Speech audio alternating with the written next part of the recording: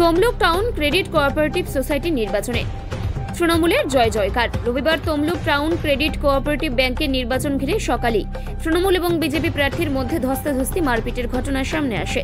এর পূর্বেই তৃণমূলের 2 ওয়ার্ড কাউন্সিলরের দ্বন্দ্ব নিয়ে তৃণমূলের গোষ্ঠীদ্বন্দ্ব প্রকাশ্যে এসেছিল। ভোট শুরু হয় সকাল 10টা থেকে বিকেল 3টে পর্যন্ত ভোট চলে। বিকেলে ভোটের ফলাফল ঘোষণা হয়। মোট 58 সিটের মধ্যে বিজেপি 2, নির্দল 1 এবং তৃণমূল কংগ্রেস 55টি আসন পায়। এরপর সবুজ আবির মেখে মেতে ওঠেন তৃণমূলের কর্মী ও কর্মী সমর্থকরা। এই জয়ের মধ্যখানে কোথাও একটা অসন্তোষ তৈরি হয়েছিল প্রার্থী নিয়ে। দেখা গেল যাকে প্রার্থী নিয়ে আপনাদের আপত্তি ছিল, যাকে প্রার্থী যিনি শেষ পর্যন্ত প্রতিদ্বন্দ্বিতা করলেন সে চন্দনগড়ে তিনি জয়লাভ করলেন, কি বলবেন? দেখুন, 58 জন আমাদের টোটাল ক্যান্ডিডেট, তার মধ্যে 31 জন আমাদের ইতিমধ্যে বিনা প্রতিদ্বন্দ্বিতায় জয়লাভ করে আছে। তারপরে যে কয়েকটা সিটে নির্বাচন হয়েছিল, 58 প্রার্থীর মধ্যে যদি 57টা প্রার্থী জয়লাভ করার পরে যদি একটা প্রার্থী যদি কোনোরকমভাবে আমাদের সুষ্ঠুভাবে এবং স্বাভাবিকভাবে নির্বাচন করার জন্য যদি একজন প্রার্থী যদি বিরোধী দলের বা নির্দলে যদি কোনো জয়লাভ করে, আমার মনে হয় এটাতে নিয়ে অত ভাবার কোনো জায়গা নেই। মানুষ যদি ভোট দেয়, 57 জনকে আমাদের জয়লাভ করার পর একজনকে যদি কোনোভাবে জয়লাভ করে, আমরা সেটা তো মেনে নিয়েছি, আমাদের কোনো অসুবিধা নেই।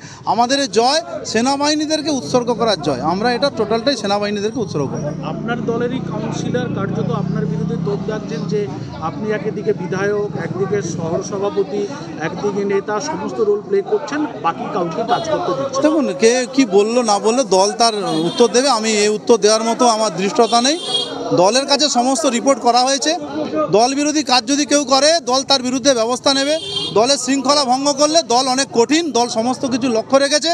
দল পরিষ্কার জানিয়ে দিয়েছে, কড়া হাতে ব্যবস্থার মোকাবেলা করা হবে, কড়াভাবে সিদ্ধান্ত নেওয়া হবে এবং আমরা সেই সিদ্ধান্ত মাথা পেতে মেনে নেব। দল যে সিদ্ধান্ত নেবে আমরা সেটাই মাথা পেতে মেনে নেব। বিধানসভা নির্বাচন, সেই নির্বাচনের আগে জেলা সদর তমলুকের এই সমবায় ভোটকে কেন্দ্র করে অবশ্যই লোকসভা নির্বাচনের পরে আমাদের এই সমবায় নির্বাচন, এটা আমাদের তমলুকবাসীর কাছে অনেকটাই আমাদের প্রমাণ করার জায়গা ছিল যে তমলুকের মানুষ মমতা বন্দ্যোপাধ্যায়ের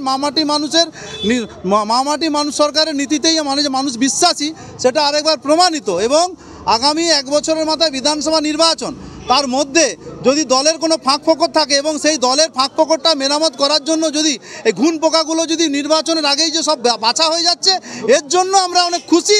দলটাকে সাজিয়ে গুছিয়ে ঝাড়িয়ে পরিষ্কার করা যাবে। আমি চঞ্চল কুমার খাড়া, কাউন্সিলর তমলুক পৌরসভা, সভাপতি তমলুক শহর তৃণমূল কংগ্রেস কমিটি।